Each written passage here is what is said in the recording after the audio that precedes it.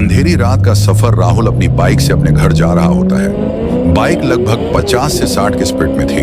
उस खौफनाक जंगल में राहुल के अलावा और उस जंगल में कोई नहीं था। उस जंगल में कुत्तों और उल्लू की जोर जोर आवाज आ रही थी।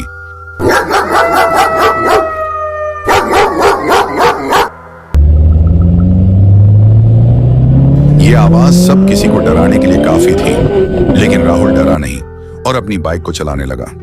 थोड़ी देर चलाने के बाद राहुल को 60 साल की बूढ़ी औरत दिखी। बूढ़ी औरत को देखकर राहुल ने अपनी बाइक को रोका। राहुल ने देखा दादी के हाथ में एक डंडा देखा। दादी उसी के सहारे चलती थी।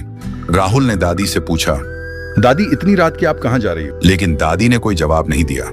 ये बात राहुल को सोचने में मजबूर कर रही थी।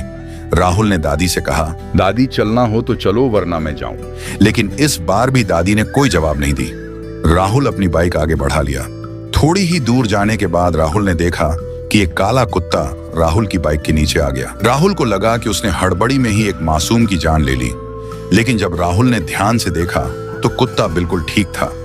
बस इसीलिए भूख रहा था जो राहुल के बाइक से टकरा गया था।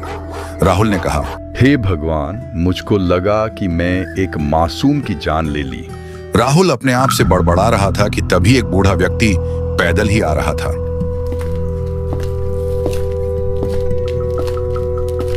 राहुल को देखते ही बूढ़ा व्यक्ति ने राहुल से कहा, बेटा, तुम इतनी रात गई इस जंगल में क्या कर रहे हो?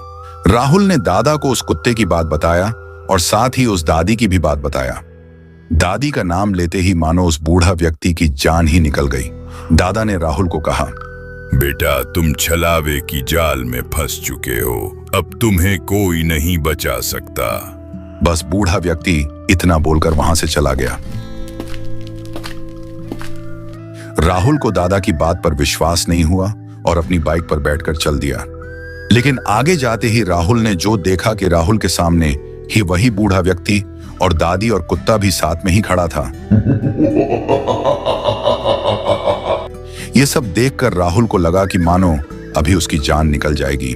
राहुल अपनी गाड़ी को फुल स्पीड में भगाया। राहुल के चेहरे पर डर साफ साफ दिख रहा था। लेकिन जब राहुल ने देखा कि उसके पापा सड़क के किनारे खड़े थे, राहुल ने अपने पापा को देखकर और भी ज्यादा डर गया, क्योंकि उसके पापा की बचपन में ही मृत्यु हो गई थी। इसीलिए राहुल अपनी बाइक को नहीं रोका और आगे बढ़ गया। लेकिन राहुल ने एक गलती कर दी जो हर किसी को नहीं करनी चाहिए थी। राहुल अपनी बाइक से उतर गया। उतरते ही राहुल को मानो अभी के अभी उसको कोई खा जाएगा। राहुल अपनी बाइक पर बैठने ही वाला था कि राहुल ने देखा कि चारों उसके सामने ही खड़े थे।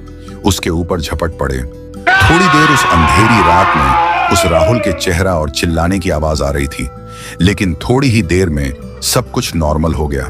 बस बची थी तो उसे राहुल की अमृत शरीर। उस दिन से उस जंगल के बारे में कोई सोचता भी नहीं।